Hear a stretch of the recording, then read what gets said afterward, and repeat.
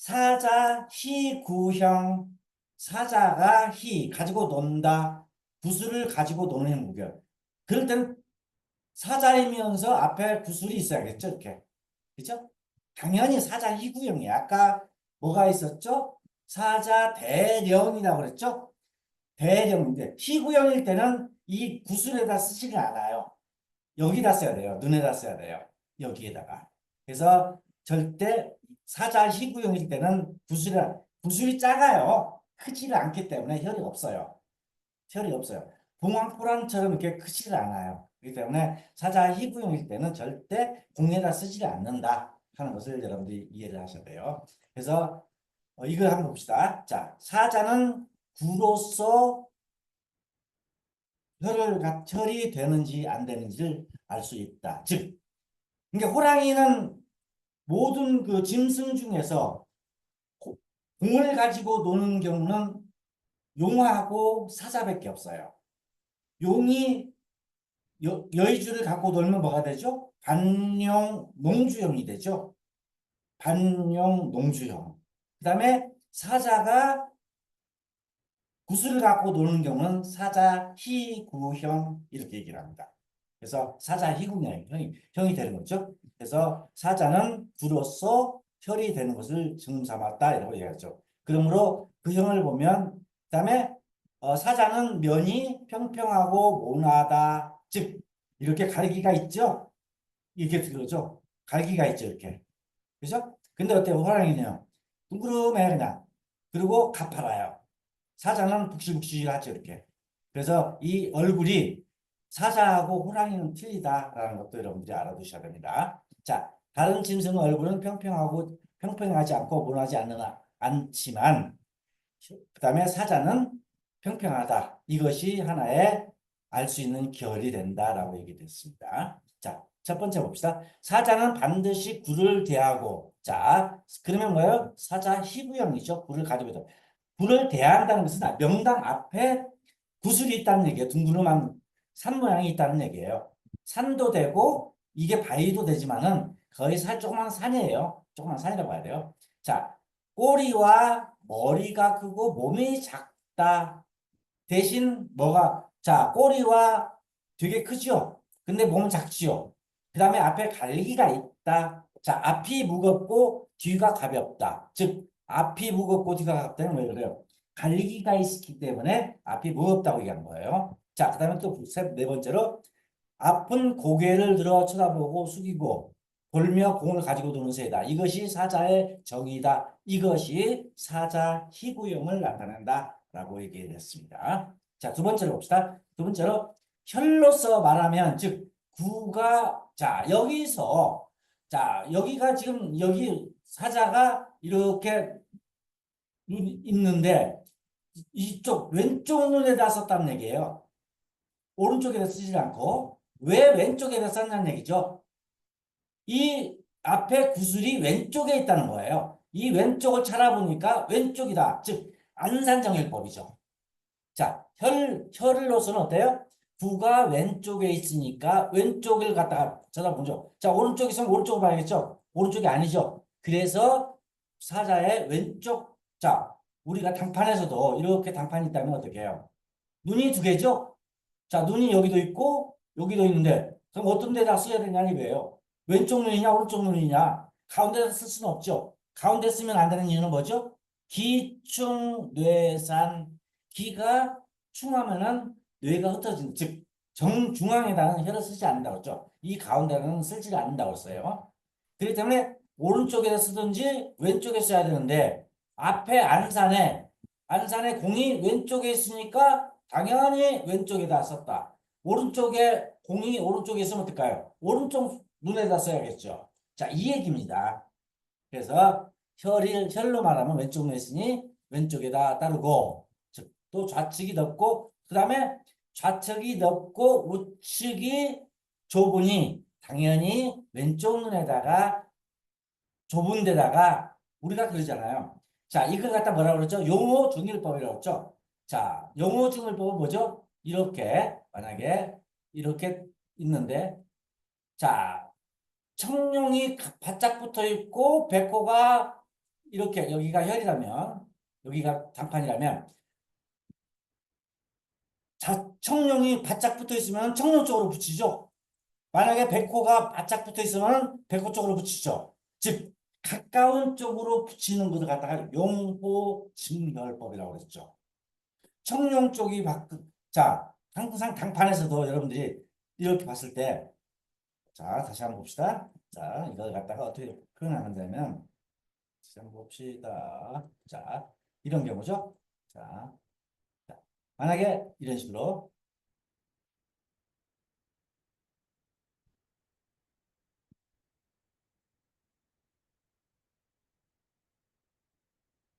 자 이렇게 하겠다. 자 그러면 이 청룡이 만약에 이 청룡이 가깝게 붙었다. 그러면 청룡 쪽으로 붙이는 거예요. 이렇게.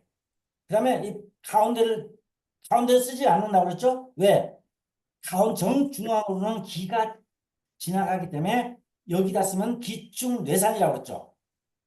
기가 그대로 치기 때문에 뇌가 흐트러진다. 그래서 좌측으로 붙이든지 우측으로 붙여야 되는데 어떻게 해서 좌측으로 붙여야 되냐?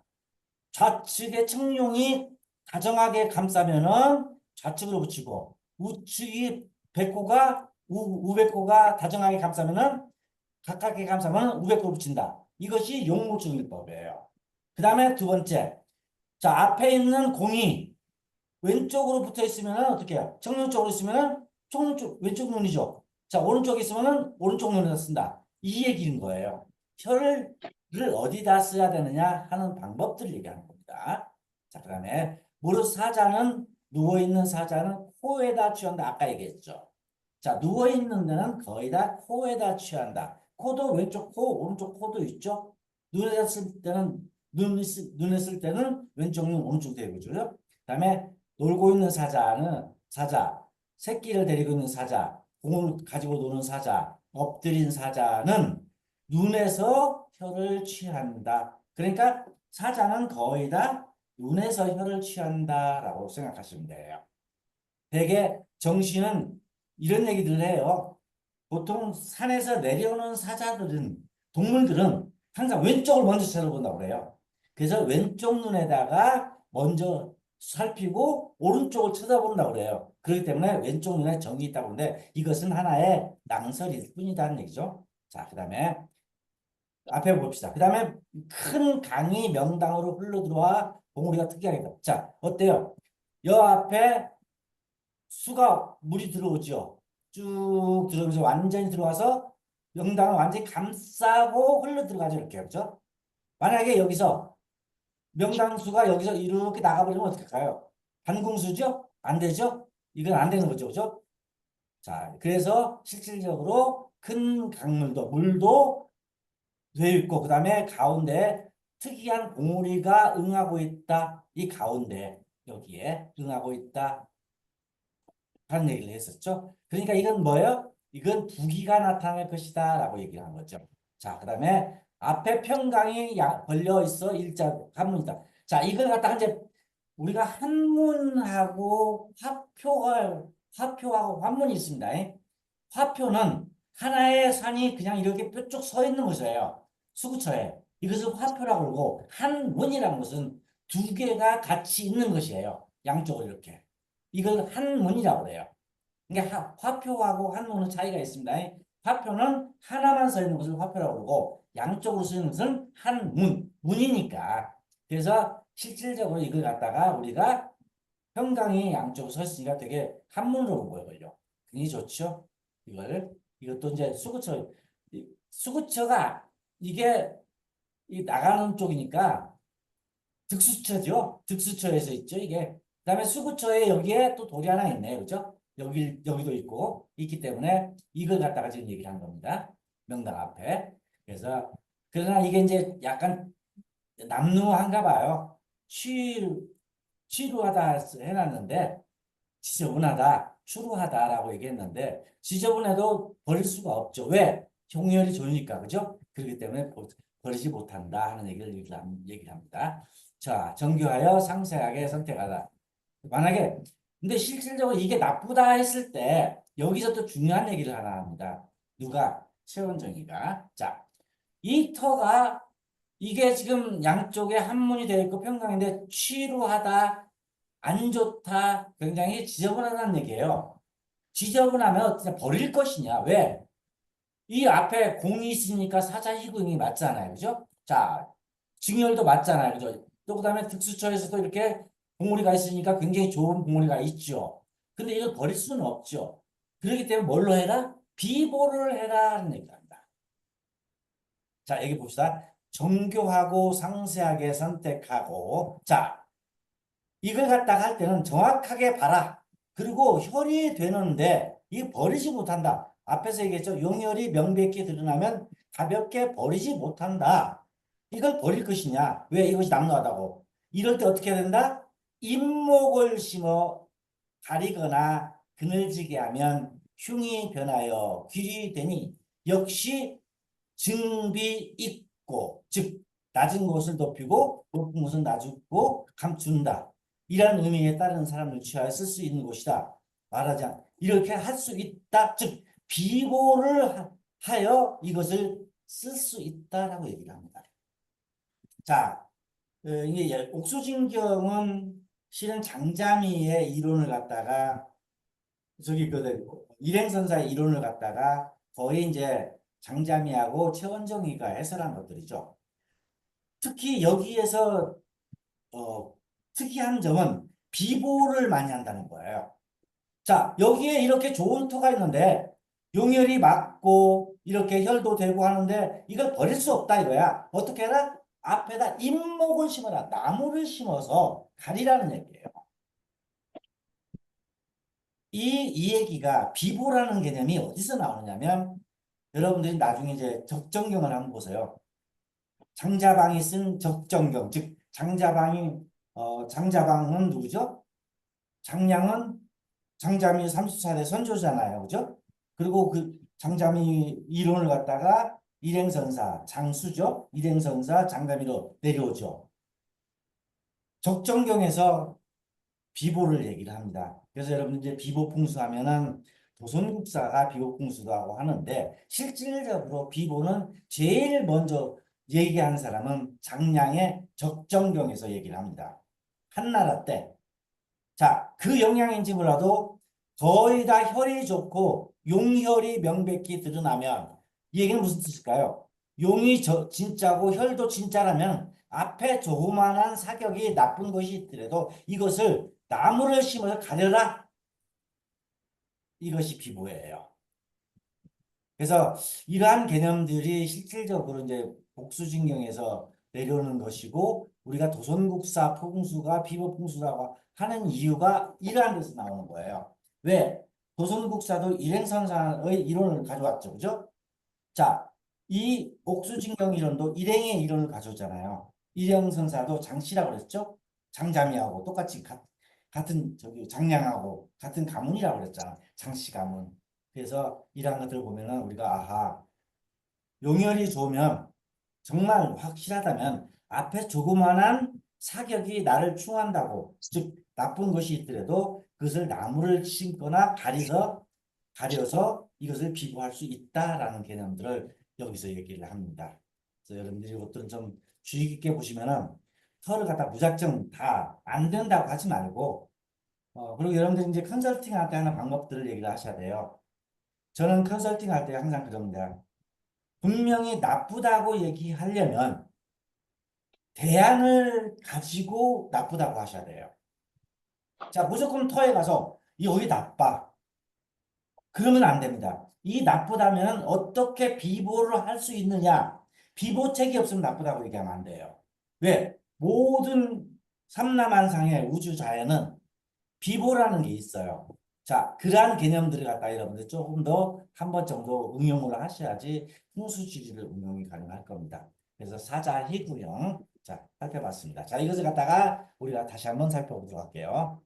자, 자, 이 사자희구형이라는 상에서 어떠한 이치가 있고 이 이치에서는 어떠한 수가 나타나느냐, 어떠한 증음이 나오느냐 하는 걸 봅시다. 자, 상이란 뭐예요? 자, 이 사자 희구형이라는 사자니까 금성체지요. 당연히 금성체지요. 근데 어때요? 금성체, 그 다음에 토성체, 금성체. 거의 다 이건 불의 기운도 있지만 무관의 기운도 있죠. 그렇죠? 무관의 기운도 있고 약간 부의 기운도 있죠. 그 다음에 앞에 사자 공이 있지요. 그 다음에 여기에 또 부를 상징하는 이것도 있죠. 그 다음에 양쪽에 한문도 있죠. 그러니까 귀가 나타나죠. 이게 부도 나타나고 여기에서는 귀도 나타나죠. 그래서 실제 이런 형상들을 보니까 어떻더라? 금서 사자더라. 사자가 공을 가지고 노는 형상이더라. 그래서 사자 희구형이다. 자, 그리고 사자는 얼굴이 모나고 머리가 크고 몸집이 작다. 자, 앞이 무겁고 뒤가 가볍다. 이러한 형상을 가지고 자, 그럼 혀를 어디다 써야 되느냐? 자, 이 공이 왼쪽에 있으니까 왼쪽에다가 써야 된다. 두 번째, 또 청룡이 가깝게 있으니까 청룡 쪽으로 붙여야 된다. 그래서 좌측으로 붙여야 된다. 그래서 혀를 써야 된다는 걸 얘기했죠. 사자는 구로서 증언한다. 구가 왼쪽에 있으니까 왼쪽으로 따른다. 자, 왼쪽이 좁으니까 당연히 왼쪽에 써야 된다. 그다음에 엎드린 사자는 누운 사자 이런 데는 전부 다 어디다 쓴다? 코에다 쓴다. 그래서 코에다가 밑으로 내려 썼죠. 그다음에 실제로 눈에서 혀를 취한다라고 얘기했었죠. 그래서 사자는 거의 다 눈에다 취한다. 이러한 형상에서 혀를 취했어요. 자, 그러면 이 위치를 살펴보자. 자, 내기는 어떨까요? 내기. 자, 금성체에서 토성체니까 토생금이죠? 토생금이죠. 토생금은 거의 다 불을 뜻합니다. 그 다음에 금은 다 무관이죠. 그러니까 이 후론으로 가면 일대는 무관이 나오고 부가 나오고 무관이 나오고 이렇게 나오겠죠. 그죠? 그 다음에 앞에를 보니까 어때요? 앞에는 특이한 봉우리가 하나 있어서 불을 뜻하는 게 있고 또 구가 있기 때문에 귀가 나타나죠. 이게 부도 나타나면서 무관도 될 것이다 라고 되겠죠. 이게 내기는 뭘까요? 내기는 조산의 토성에서 그나여 금속으로 입혀졌기 때문에 무관의 기운이 강하다. 당연히 부하고 무가 나타날 것이다. 자, 외기를 보자. 외기는 뭐예요? 청룡, 백호, 그 다음에 앞에 안산주산이죠. 자, 외기는 어떨까요? 명당에 구가 있다. 자, 사자 희구형이다. 사자는 무관이 된다고 했어요. 무관이 나올 것이다. 자, 평강에 일자 모양의 한문이 있더라. 되게 좋더라. 그다음에 특이한 봉우리가 있다. 이것도 부가 나타나더라. 그게 외기는 부가 나타나죠. 부가 나타나면서 무관의 기진이 나타나죠. 그래서 자, 어떤 증음이 나타난다. 수를 보니까 어때요? 아니나 다를까. 이것은 양상공의 할아버지 묘다. 자, 이 묘를 쓰고 양상공이 나왔는데 양상공은 많은 감사였다. 감사였고 자손들은 높은 관직을 가졌다. 즉 맞지요. 그래서 어떻게 보면 문관보다는 무관이었죠. 무관과 부와 귀를 가졌죠. 그래서 감사라는 직책이 나온 거죠. 자, 그죠? 그래서 양상공을 조유다. 그래서 우리가 이러한 형상에서 어떠한 이치가 있고 내기와 외기를 가지고 이렇게 증음을 해설한 걸 볼 수가 있다. 자, 이것이 사자 희구형이다 하는 것입니다. 자, 또 하나 볼까요?